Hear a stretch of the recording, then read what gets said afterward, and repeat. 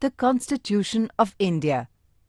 The Constitution of India is the book in which the fundamental laws made for governing our country are put together. All the provisions in it are in a written form. The representatives of people in our country run the government according to these provisions. Constituent Assembly. A committee was formed to draft a constitution for our country. This committee is known as the Constituent Assembly. Dr. Rajendra Prasad was the president of the Constituent Assembly. A drafting committee was set up to prepare a draft of the Constitution. Dr. Baba Saheb Ambedkar was the chairman of the drafting committee.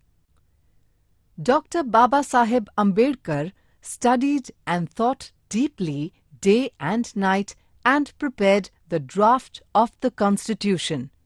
Therefore, he is known as the architect of the Indian Constitution. The Constituent Assembly adopted the Constitution on 26th November 1949. In the course of the freedom struggle, 26th January was celebrated as Independence Day every year from 1930 onwards. In remembrance of this day, it was decided to enforce our Constitution from 26th January 1950. Every year, we celebrate this day as Republic Day. The Constitution of India clearly explains the rights of the citizens. It also explains their duties.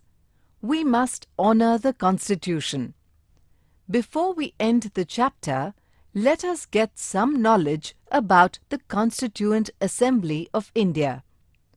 The Constituent Assembly consisted of 299 members. The first meeting of the Constituent Assembly was held on 9th December 1946. The Constituent Assembly completed its work on 26th November 1949. This assembly held 11 sessions in all, and the actual working days were 165. The assembly arrived at their decisions after discussions and deliberations. Honoring the views of the opposition and accepting their valid suggestions was a characteristic feature of the proceedings of the assembly.